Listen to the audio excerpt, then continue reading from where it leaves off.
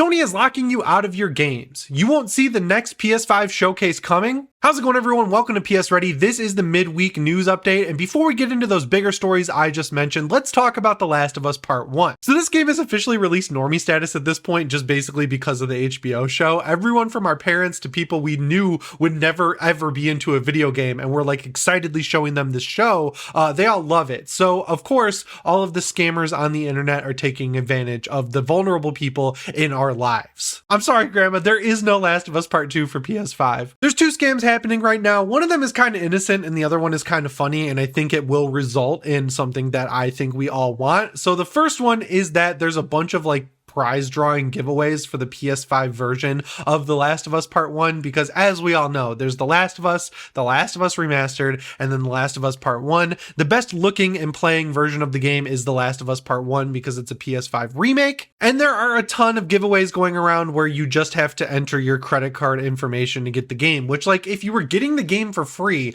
why would they need your credit card information? I obviously know that sometimes it is easy to get tricked by this stuff online because they wouldn't be doing it if it didn't work. Now the next scam is one where I'm like secretly a little bit glad, not like actually happy, just like kind of excited to see how this will pan out, and that's that there's PS5 versions of The Last of Us Part 2 with like PS5 box art showing up online, and people are getting scammed into buying download codes for the PS5 version of The Last of Us 2, which, as we all know as PlayStation gamers, The Last of Us 2 is only on PlayStation 4 at this point, right? Like you could buy a download code from Sony for The Last of Us Part 2 for PS4 and it'll look and run better on your PS5, but it is not a PS5 version of the game. So the reason I'm just like a little bit excited about this is I'm hoping Sony is like, oh, people are downloading the PS5 version of The Last of Us Part 2. They're spending money on it. That means they want it. Hopefully there is a director's cut or a re-release for the PlayStation 5 of this game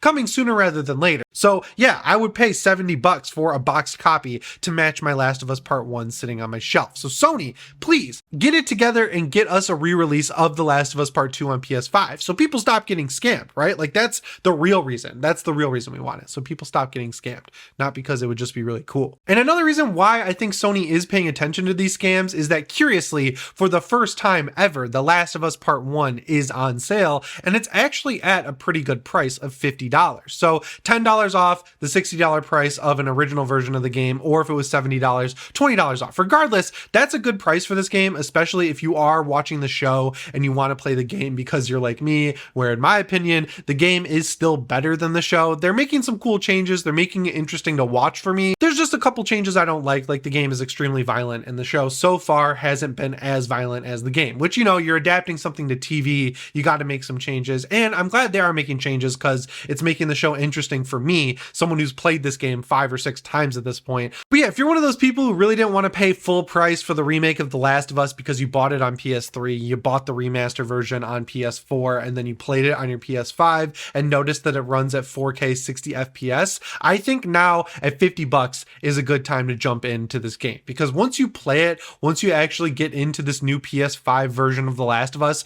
you will immediately see how much better and worth it this upgrade is. The fact that it already looks so good, runs at 60 FPS and in 4K resolution, that's kind of what makes this upgrade feel not worth it to people, but at $50, totally worth it. And then if you get it from Sony on the PlayStation Store, you don't have to feel like you're getting scammed. But if you're like me and you've been looking at this PS5 remake of The Last of Us, I will link the boxed copy down in the description just for you. So with this whole earnings call going on and the whole Activision thing, this week is not very good for Xbox. The first thing we're going to talk about is sales of consoles, because there's new data coming out that shows, in quotes, that PlayStation is crushing Xbox this generation. The way to break this down is that, so this quarter that just ended, Xbox sales were down 13% across the board, whether it's consoles, whether it's software, whether it's subscriptions, things were down pretty much 13% across the board. Whereas with PlayStation hardware was up 46%, network services were up 19%, and total gaming revenue was up 53%. And this is a pretty simple scenario to answer or explain, in my opinion.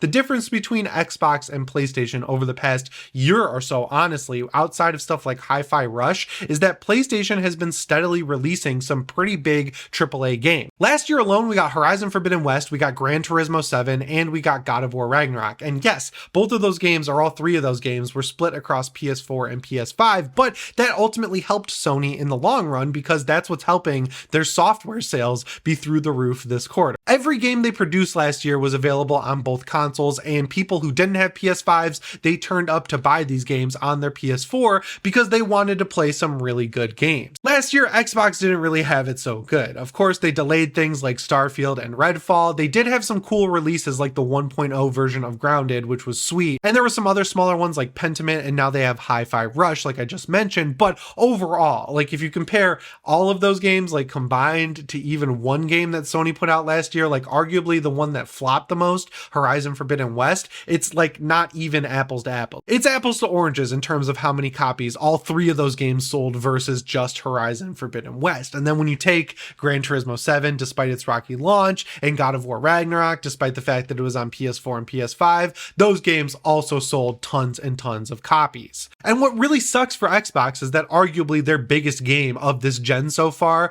Forza Horizon 5, in terms of sales and I guess player satisfaction, that could have been followed up pretty quickly by Forza Motorsport, but in that showcase, the developer direct showcase we just got from Xbox, Forza Motorsport was the one game that didn't have a release date. It still got that nebulous 2023 release date, which in my opinion either means this is coming out in December or it's going to be delayed into 2024, which honestly, I feel like you kind of missed the boat. They really need to get back to the cadence they had with the Motorsport series and the Horizon series, where I think it was either every year or every 2 years you would get one of these games. And I understand that these games have sort of ballooned to the point where they need more time to be made, because Horizon 5, as good as it is, as much fun as I've had with that game, I don't understand how it is the one that people are glomming onto as like the best game in this series, because it's the exact same game as Forza Horizon 4. Honestly, it's a little bit worse. It has more stuff to spend money on. In my opinion, it has an overall worse map, and technically, like on a performance level, it is way worse than Horizon 4 was. And there's bugs in this game that still haven't been fixed. So I was kind of shocked when Forza Horizon 5 came out, when it got all these amazing reviews, because it was really, to me personally, as someone who's been there from the beginning with the Horizon series, a step down for that franchise. This video is sponsored by Red Magic and the Red Magic 8 Pro. So this is the Red Magic 8 Pro, and already the box is super premium. We've got this sweet artwork on the inside. Here's the phone. I'm going to put that off to the side. And here is the fast charger for the phone.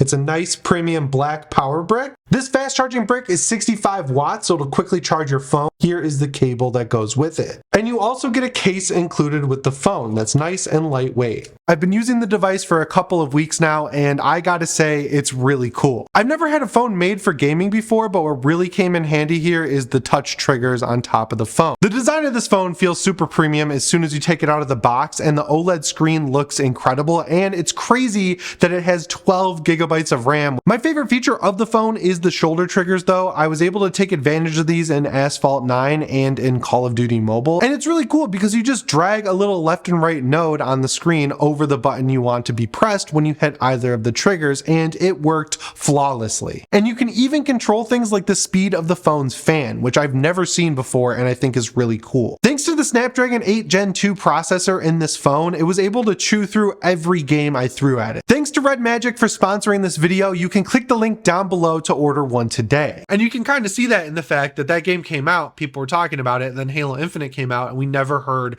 anyone talk about Horizon again. So yeah, you can kind of see why people aren't buying Xboxes, and to the point where they're buying PS4s over an Xbox, because there's nothing really to play. There's no big marketing game, no big marketing push for Xbox that really makes you or even me want to own that console. When this generation started, played both consoles pretty much equally. I had Destiny 2, I had Grounded, I had Fallout 76, a couple other games on Xbox Series X, and I had some stuff on PS5. And now, 2 years in, I have not turned on my Xbox Series X in probably 6 or 7 months. There's really no reason to, outside of streaming apps like Shudder or or Discovery Plus, because that's really all the Xbox has that PlayStation doesn't at this point. So yeah, there is some cool stuff in the works. So I'm excited for Redfall. I think it's going to be cool. I'm excited for Starfield. I love Bethesda Game Studios, but they got to have more stuff after those games to really get people excited. So yeah, it's not looking good for Xbox right now. Hopefully when they start releasing some bigger games, we start seeing those consoles and software sales bumping up, because competition is good. You don't want PlayStation to be absolutely crushing Xbox. You want them neck and neck, sort of in competition, because that's what gets us better games and better deals. And speaking of Xbox not really doing so well against Sony, we got to talk about this new UK regulators thing, because they are coming down hard on Xbox over this Activision deal. The three big points that they keep making about why it would be bad for Xbox to get Activision is that, of course, they could raise the prices on everything and people would pay it, right? They also saw that 24% of people would immediately switch from PS5 over to Xbox if they knew Call of Duty was going to be exclusive. And their biggest problem is that it reduces competition between Sony and Microsoft, because if you look at Call of Duty, Sony doesn't really have anything they can truly compete with, which all are points I personally agree on. Like, I don't really care all that much about Call of Duty on PlayStation, to be honest, because I play it on PC, because Microsoft has bought so many game studios over the past few years. And in terms of stuff that they've put out that's like easy to be excited about, we're still waiting, right? Like, they bought Obsidian before the Outer Worlds came out, and they're guaranteeing that the Outer Worlds 2 will be an Xbox exclusive, which, like, that's fine. They bought the studio, they bought the IP, but they didn't make the Outer Worlds 1. So you can't really count that as a big Obsidian game. And since then, yes, Obsidian has released 2 games, Pentiment and Grounded, but those aren't even close to the same thing. And the same thing goes for Wasteland 3, that was on Game Pass day 1, and now In Exile is owned by Xbox, but that game was published by Deep Silver. Deathloop was a game that wasn't made by Microsoft. Ghostwire Tokyo, same situation. Like, we're still waiting, right? Hellblade 2 was announced with the Xbox Series X, and we have not heard anything about that game, and I'm pretty sure the first one came out in 2017. So yeah, I don't want Xbox buying Activision and then we just stop seeing games for years and years at a time, because Xbox has a problem getting games out, and I don't want that to affect Activision or Call of Duty, right? Like, that's my biggest issue with this whole thing. Next, we got to talk about a PS5 showcase that's coming up, but it's not exactly the one that you're really looking forward to. I personally am looking forward to a game in this showcase, but I think you're going to understand why I'm saying you might be a little bit upset about this showcase. So we've been hearing about a PS5 showcase that's going to happen in March for what feels like months now, and we are getting one, but it's not from Sony, it's from Nacon. So their showcase is happening March 9th at 10 a.m. Pacific, and the two big games they're focusing on for this showcase are RoboCop Rogue City, which, like, yeah, I'm super excited for that game, and then the Gollum game, which had a preview last year, and people did not like this game. They were not very fond of pretty much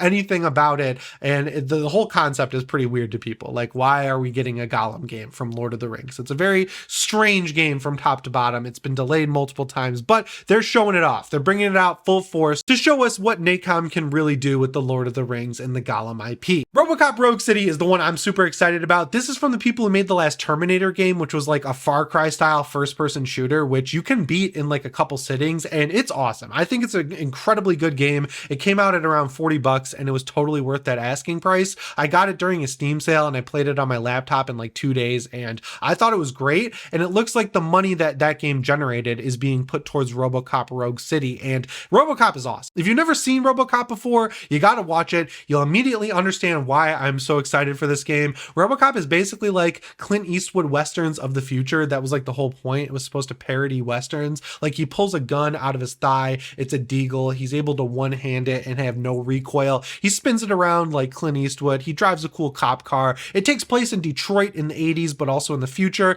It is just an excellent movie, and the coolest thing about this game that's coming out is that the people making it really understand why that movie is cool. And the best part about RoboCop is that the first movie is like a masterpiece, and then the second one and all the sequels after are just crazy. Yeah, really excited to see more of this RoboCop game. So while yes, it does kind of suck that we still haven't heard about this PlayStation showcase where we're going to hear about the remake of Metal Gear Solid and other third-party games, I'm glad that we're hearing about some new announcements, because because that'll get the ball rolling. And hopefully we get an announcement sooner rather than later from Sony about a new showcase or a state of play, because we know there is one today when I'm filming this for Nintendo. So it's like, it's Sony's turn. We had Developer Direct, we've got Nintendo Direct. Let's get a state of play or a big PlayStation showcase. And the last news story I have for you guys today is a warning for digital game players, because Sony just showed why we have to worry about digital games. So Hogwarts Legacy, right? It's like the biggest game in the world right now. It's going to sell like 10 million copies probably this year. It's gotten tons and tons of great reviews. People are really excited to play it. And this actually affected a ton of games on the PS5. So people were downloading this game and then going to play it yesterday.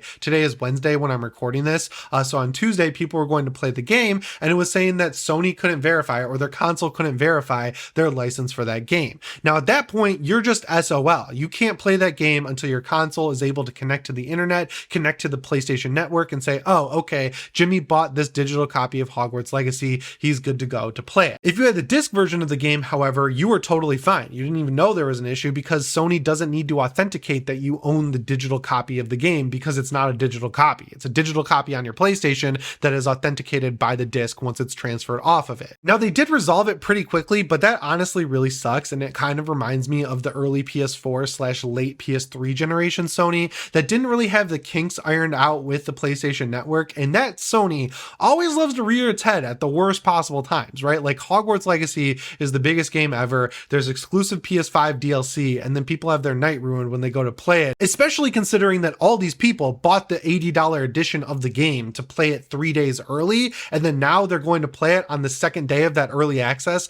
and they're not able to. And I've even seen some really big PlayStation Twitter accounts highlighting that this is the reason why it sucks to play digital games, and I could not agree more. Personally, I like physical games mainly because they look nice on my shelf. Like I mentioned at the beginning of the video, I like having The Last of Us Part 1's box art right next to The Last of Us 2, and I would pay for a PS5 version of The Last of Us Part 2 just to have it on my shelf. Another reason is they're just overall cheaper. They go on sale faster, they go on deeper discount. You can get them at Best Buy, you can get them at Amazon, and most of the time they're cheaper than they are on the PSN. I don't know what happened to Sony where in the PS3 and PS4 generations, games, especially if you had PS Plus, would be so much cheaper, but now we have to wait months and months and months to get a meager $10 or $20 discount on The Last of Us Part 1, whereas in the past it would have been 30 or 40 bucks by now. And in stores at retailers, you have been able to get used copies or take advantage of some cool sales and get it for that price before now. So regardless, you should definitely be getting a bigger SSD for your PS5, because whether you're playing on disc or digitally, you have to install the data off of your disc, and you're going to take up a ton of space. But knowing that this is happening in the meantime, I would try to buy your games physically on disc, because not being able to play a game that you paid to play 3 days early,